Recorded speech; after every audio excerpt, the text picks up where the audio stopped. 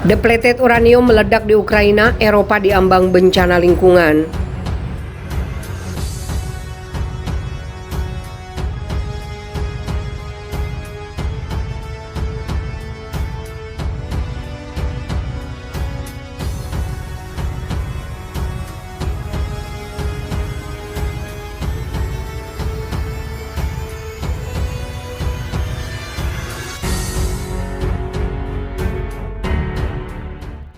Sekretaris Dewan Keamanan Rusia Nikolai Patrushev memperingatkan pada hari Jumat 19 Mei bahwa awan radioaktif sedang menuju ke Eropa Barat setelah penghancuran gudang Ukraina yang menyimpan amunisi depleted uranium yang dipasok Inggris. Sputnik News berbicara dengan Dr. Chris Busby, ahli kimia fisik dan sekretaris ilmiah Komite Eropa untuk Risiko Radiasi, tentang bagaimana keputusan Barat menyediakan amunisi depleted uranium ke Ukraina berpotensi menyebabkan bencana ekologi di seluruh benua. Di bawah ini adalah jawaban lengkapnya. Baru-baru ini beberapa media menampilkan video ledakan besar di kota Melnitsky yang terletak di sebelah barat Kiev dan sekitar 200 km dari perbatasan dengan Polandia. Ada dua ledakan besar yang menghasilkan bola api besar yang berputar-putar, seperti bom atom, berkembang ke atas membentuk awan jamur yang berwarna hitam.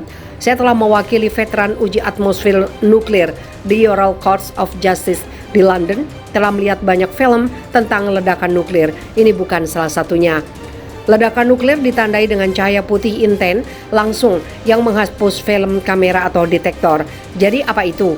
Beberapa komentator menyatakan depot senjata yang terkena serangan itu berisi senjata depleted uranium yang dikirim Inggris ke Ukraina untuk digunakan dalam tank Challenger Inggris sebagai penetrator anti-tank. Bahwa ledakan itu salah satunya melibatkan pembakaran DU dalam bola api.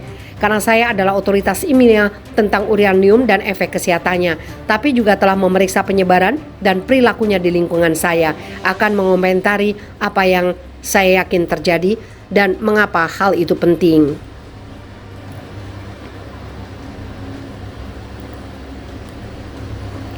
Saya adalah anggota Kementerian Pertahanan Depleted Uranium Oversight Board pemerintah Inggris pada tahun 2000 sampai 2005 dan juga Komite Pemerintah Inggris yang memeriksa risiko radiasi dari pemancar internal 2000 sampai 2004. Minat penelitian utama saya di bidang ini adalah uranium dan kesehatan, khususnya partikel DU yang sangat kecil sehingga bertindak sebagai gas dan bergerak dalam jarak yang sangat jauh. Saya menemukan mereka di Inggris pada tahun 2003 setelah mereka datang dari Irak. Oleh karena itu, jika ledakan Melnitsky adalah ledakan DU, material dan bergerak mengikuti arah angin dan harus dapat dideteksi di lokasi monitor. Pertama, kita perlu mengatakan DU memiliki tanda gamma yang melepaskan sinar gamma. Mereka menunjukkan fakta bahwa U-238 yang tersisa setelah fisil U-235 dikeluarkan dari sentrifugal. Mereka mengatakan radiasi alfa tidak dapat menembus kulit. Yang perlu Anda ketahui adalah uranium-238 ketika meluruh dengan emisi alfanya berubah menjadi thorium-234 dan protoactinium-234. Kemudian berubah menjadi ukrainium-234. Thorium-234 adalah pemancar beta dan gamma yang memberikan 6% energi peluruhannya sebagai sinar gamma. Ketika saya mengunjungi Irak bersama Al Jazeera pada tahun 2000, saya pergi ke selatan memeriksa bangkai tank yang dihantam DU dalam Perang Teluk Pertama.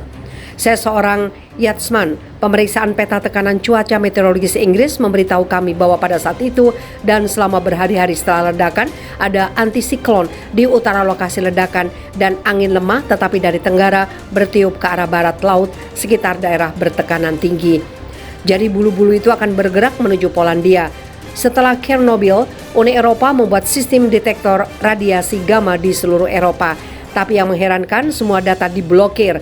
Untungnya ada beberapa peta lokasi di web dan beberapa sudah diunduh oleh rekan saya. Anda akan melihat bahwa peningkatan yang sangat signifikan dalam radiasi gamma terjadi pada detektor ini. Peningkatan dari 60 NSV per jam menjadi 90 NSV per jam sangat signifikan secara statistik. Belakangan orang-orang Polandia mengukur peningkatan di Institut Marie Curie di Lupin. Peta Polandia memberikan peningkatan gamma yang terbagi menjadi 2 isotop alami. Dari peta kita mengasumsikan bahwa puncak gamma disebabkan oleh bismut, gas radioaktif latar alami radon. Selalu ada karena diproduksi dari uranium dan radium. Jika terjadi perubahan tekanan atmosfer yang tiba-tiba atau saat hujan, ada puncak gamma dari radon. Jadi orang Polandia tampaknya menyiratkan bahwa peningkatan radiasi gamma adalah normal, tidak perlu ditakuti. Namun, ada kemungkinan tambahan partikel yang sangat halus menarik radon. Anda mendapatkan sedikit peningkatan gamma dari radon di dekat cerobong asap pabrik yang memancarkan partikel halus. Peta wet sistem detektor radiasi Eropa kembali online pada 18 Mei. Mengapa? Ini dan pemblokiran awal akses ke situs menunjukkan kepanikan dan penutupan. Jadi secara keseluruhan yang kita lihat adalah ledakan besar yang dianggap DU dan laporan tentang lonjakan radiasi gamma. Uranium oksida berwarna hitam dan bulu hitam bergerak perlahan ke barat laut. Sistem detektor UE dimatikan dengan cepat. Polandia memberikan hasil detektor yang mengidentifikasi bismut sebagai penyebab peningkatan. Satu bukti terakhir, kami melihat video di internet tentang orang Ukraina yang membersihkan lokasi ledakan menggunakan kendaraan robot, bukan petugas pemadam kebakaran biasa. Mengapa mereka membutuhkan kendaraan robot? Terakhir kali kami melihat kendaraan robot membersihkan reruntuhan Chernobyl dan Fukushima. Jika saya benar, telah terjadi bencana lingkungan dan partikel DU akan melintasi Polandia, Jerman, dan Hongaria dan akan berakhir di Baltik. Kanker, cacat lahir, keguguran, kemandulan, kerusakan paru-paru, masalah mental, dan lain sebagainya. Bukti ilmiah dan epidemiologis tentang hal ini sudah jelas sejak Perang Teluk, semuanya dalam literatur ilmiah. Tetapi pemerintah di barat dan militer mengabaikannya, menyangkal dan menutupinya. Dalam kasus temuan pengadilan koroner Inggris untuk Stuart Dyson, juri menemukan DU menyebabkan kanker usus besar yang fatal. Tetapi ketika koroner menulis kepada Menteri Kesehatan seperti yang harus dilakukan oleh hukum Inggris, jawabannya adalah kami tidak setuju. Kalaupun saya salah, ada penjelasan lain untuk puncak gamma, DU harus dilarang. Ini adalah senjata dengan efek tanpa pandang bulu dan membunuh warga sipil, musuh dan pasukan Anda sendiri. Ini jauh lebih buruk daripada gas perang, seperti sarin atau fosgen, gas mustad, atau semua bahan kimia lain yang dilarang oleh peradaban.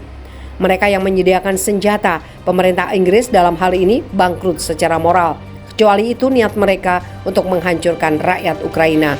Siapa yang tahu lagi, dunia sudah gila.